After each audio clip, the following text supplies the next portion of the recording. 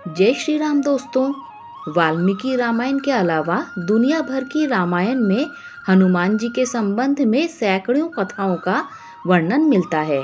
उनके बचपन से लेकर कलयुग तक तो हजारों कथाएं हमें पढ़ने को मिल जाती हैं।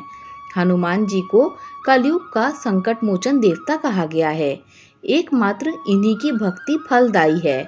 आओ जानते हैं कि कौन सी 5 ऐसी पौराणिक कथाएं हैं जो आज भी प्रचलित हैं। नंबर 1, चारों युग प्रताप तुम्हारा।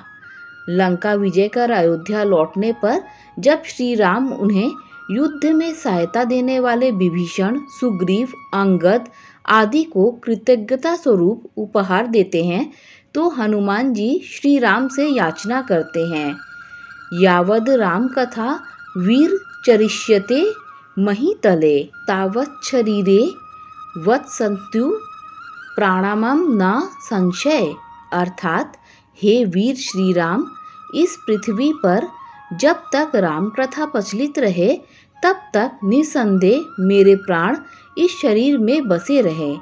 इस पर श्री राम उन्हें आशीर्वाद देते हैं, एवमेतत् कपिश्रेष्ठ भविता नात्र संशय चरिष्यति कथा यावदेशा लोके चा मामिका तावत ते भाविता कीर्तिः शरीरे प्यवस्थता लोका हि यावस्था स्थियन्ति तावता स्थास्यन्ति में कथा।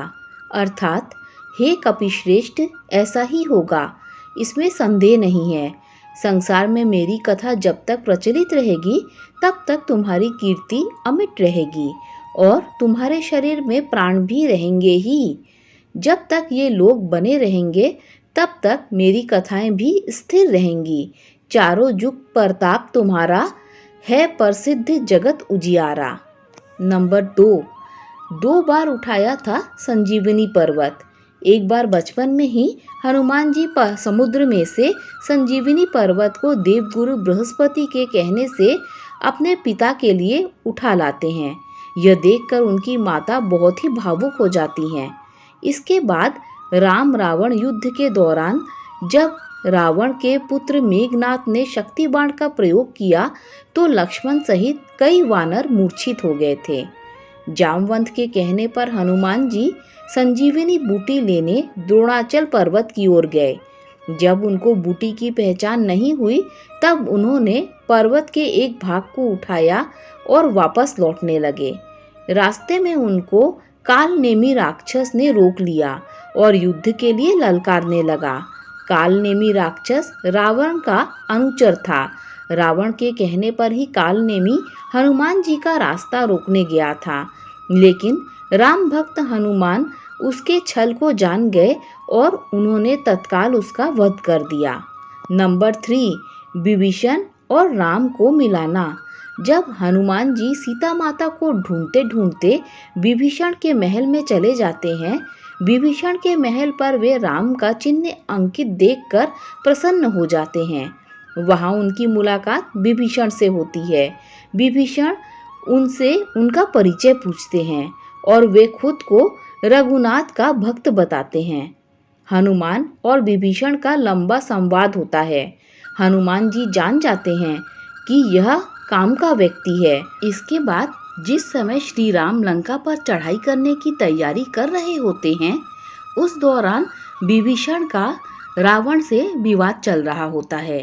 अंत में विभीषण महल को छोड़कर राम से मिलने को आतुर होकर समुद्र के इस पार आ जाते हैं। वानरों ने विभीषण को आते देखा तो उन्होंने जाना कि शत्रु का कोई खास दूत है। कोई भी विभीषण पर विश्वास नहीं करता है। सुग्रीव कहते हैं, हे रघुनाथ जी सुनिए, रावण का भाई मिलने आया है। प्रभु कहते हैं, हे मित्र तुम क्या समझते हो? वानर राज सुग्रीव ने कहा, हे नाथ, राक्षसों की माया जानी नहीं जाती। यह इच्छा अनुसार रूप बदलने वाला न जाने किस कारण आया है। ऐसे में हनुमान जी सभी को दिलासा देते हैं और राम भी कहते हैं कि मेरा प्रण है कि शरणागत के भय को हर लेना चाहिए। इस तरह हनुमान जी के कारण ही श्री राम और विभीषण का मिलन सुनिश्चित हो पाया। कहानी नंबर 4। सबसे पहले लिखी रामायण। शास्त्रों के अनुसार विद्वान लोग कहते हैं कि सर्वप्रथम राम कथा हनुमान जी ने लिखी थी और वह भी एक शिला पर अपने नाखूनों से लिखी थी। यह राम कथा वाल्मीकि जी की रामायण से भी पहले लिखी गई थी और यह हनुमंत रामायण के नाम से प्रसिद्ध है। यह घटना तब की है जबकि भगवान श्री राम रावण पर विजय प्राप्त करने के बाद अयोध्या में राज करने लगते हैं और श्री हनुमान जी हिमालय पर चले जाते हैं। वहां वे अपनी शिव तपस्या के दौरान एक शिला पर प्रतिदिन अपने नाखून से रामायण की कथा लिखते थे। इस तरह उन्होंने प्रभु श्री राम की महिमा का उल्लेख करते हुए हनुमत रामायण की रचना की। कुछ समय बाद महर्षि वाल्मीकि ने भी वाल्मीकि रामायण लिखी और लिखने के बाद उनके मन में इसे भगवान शंकर को दिखाकर उनको समर्पित करने की इच्छा हुई। वे अपनी रामायण लेकर शिव के धाम कैलाश पर्वत पहुंच गए। वहां उन्होंने हनुमान जी को और उनके द्वारा लिखी गई हनुमत रामायण को देखा। हनुमत रामायण के दर्शन कर वाल्मीकि जी निराश हो गए। वाल्मीकि जी को निराश देखकर हनुमान जी ने उनसे उनकी निराशा का कारण पूछा तो महर्षि बोले कि उन्होंने बड़े ही कठिन परिश्रम के बाद रामायण लिखी थी, लेकिन आपकी रामायण देखकर ऐसा लगता है कि अब मेरी रामायण उपेक्षित हो जाएगी, क्योंकि आपने जो लिखा है उसके समक्ष मेरी रामायण तो कुछ भी नहीं है।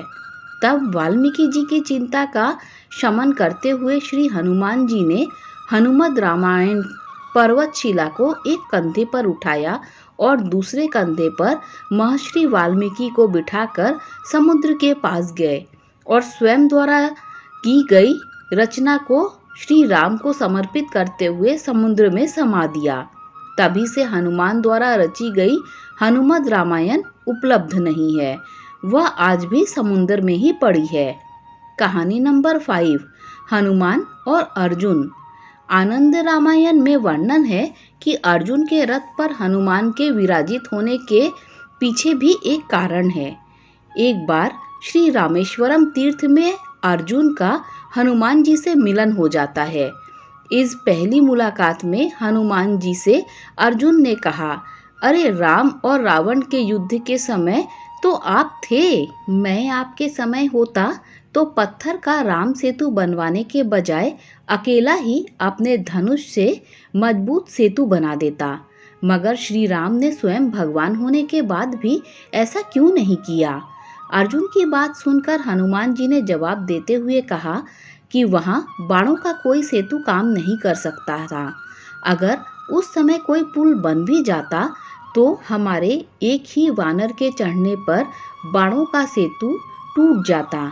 जिस पर अर्जुन ने पलटकर जवाब दिया कि मैं अभी आपके समक्ष सरोवर में अपने बाणों से सेतु बनाऊंगा, जिस पर आप चल पाएंगे और वो टूटेगा भी नहीं।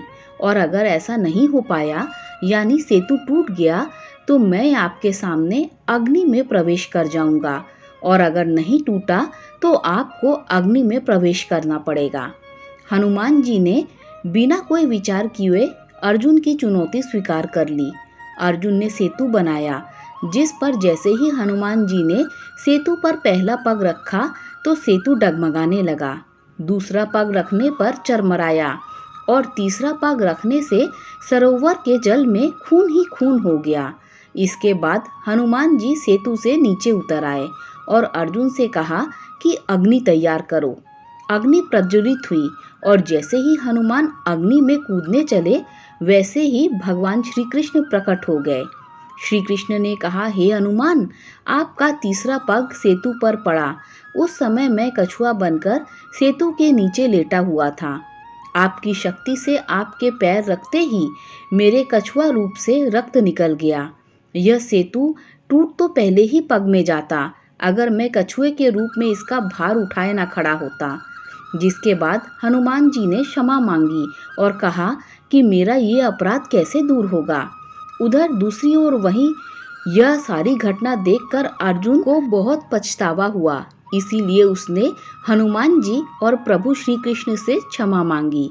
दोस्तों, अगर आपको हनुमान जी की ये 5 कथाएं अच्छी लगी हो तो लाइक शेयर सब्सक्राइब कीजिए।